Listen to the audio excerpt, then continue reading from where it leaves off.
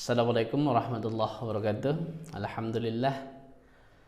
Salatu wassalamu ala Rasulillah Muhammad ibni Abdullah alladzi la nabiyya ba'dah.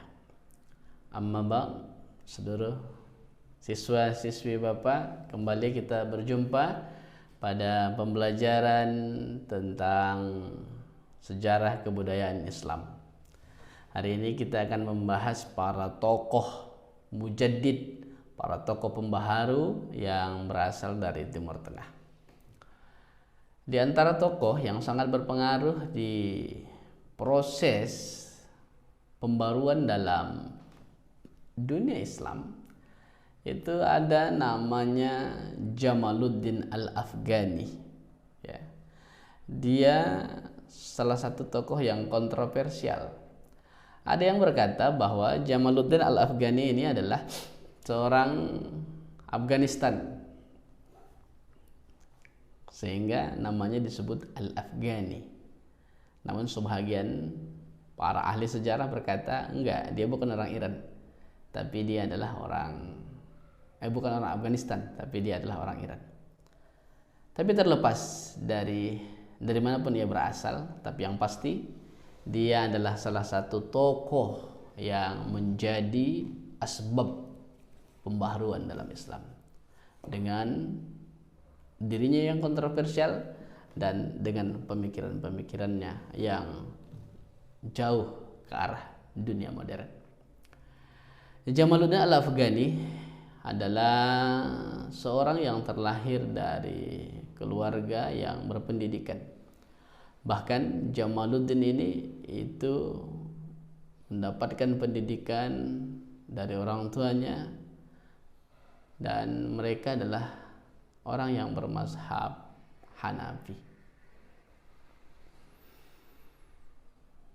Ketika di masanya, dia bukan hanya hebat di lingkungannya saja, tapi Jamaluddin Al-Afghani adalah salah satu tokoh pembaharu yang namanya itu santer sampai ke luar Jazirah Arab atau Timur Tengah. Ya, kita perhatikan bagaimana profilnya. Jamaluddin Al-Afghani itu mendapatkan pembelajaran Al-Quran itu langsung dari ayahnya sendiri. Bahkan bukan hanya pembelajaran Al-Quran, dia juga belajar bahasa Arab, belajar sejarah dari ayahnya. Nah, tapi tidak hanya cukup di situ saja. Jamaluddin Al-Afghani juga mendapat pendidikan dari para mufti, para guru-guru besar yang sengaja ayahnya hadirkan di rumahnya, itu untuk mengajari dia, ya, terkait dengan ilmu-ilmu tafsir, ilmu hadis, ilmu fikih, ilmu tasawuf, ilmu ketuhanan, dan berbagai macam ilmu pengetahuan modern yang dia difasilitasi oleh orang tuanya. Bahkan Jamaluddin Al-Afghani ini sempat menuntut ilmu di Kairo, dan dia adalah seorang murid yang konsentrasi pada akademisinya, dan di waktu itu dia tidak begitu tertarik dengan dunia politik, sampai-sampai dia hanya fokus pada urusan pendidikannya saja, pada urusan ilmunya saja, dan tidak membagi perhatiannya dengan dunia politik. Namun berbeda ketika setelah selesai dia dari masa pendidikannya, ya, ia melihat bahwa politik ini sangat menarik, apalagi di tengah carut marut peradaban dunia. Maka dia hadir sebagai sosok yang menggunakan keilmuannya untuk terjun dalam politik dan menjadi orang yang berpengaruh dalam masa beliau. Ya, salah satu pemikiran yang sering didengungkan oleh Jamaluddin Al-Afghani adalah ilmu pengetahuan adalah alat yang dapat menundukkan bangsa.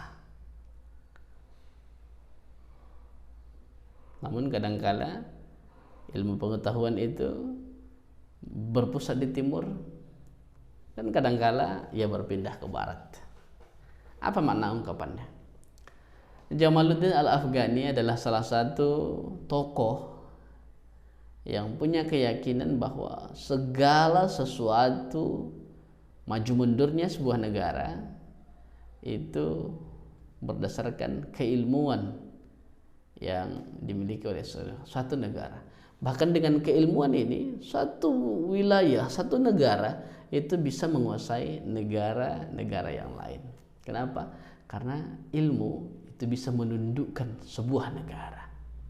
Namun sayang, kadang-kadang keilmuan ini pusatnya tidak hanya di dunia Islam saja, tapi masa pembaharuan ini muncul justru karena keilmuan itu sudah berpindah ke dunia barat. Dan inilah ungkapan beliau, sehingga banyak orang-orang yang tertarik untuk mengkaji keilmuan-keilmuan kembali, untuk melihat lebih dalam lagi bahwa ternyata keilmuan modern itu menghantarkan kita pada sebuah kemajuan yang memang harus digapai. Selain Jamaluddin Al-Afghani, ada namanya lagi At-Tahtawi. Ya, At-Tahtawi ini adalah seorang pemikir pembaharu yang lahir pada abad ke-19, ya, yaitu tepatnya pada tahun 1801, dan dia wafat pada tahun 1873 di Kairo. Ya. Jadi lahirnya 1801 di Mesir dan meninggalnya 1873 di Kairo. Arti dia berumur sekitar 72 tahun. Ya. Di masa kehidupannya dia juga seorang yang sangat memperhatikan tentang keilmuan.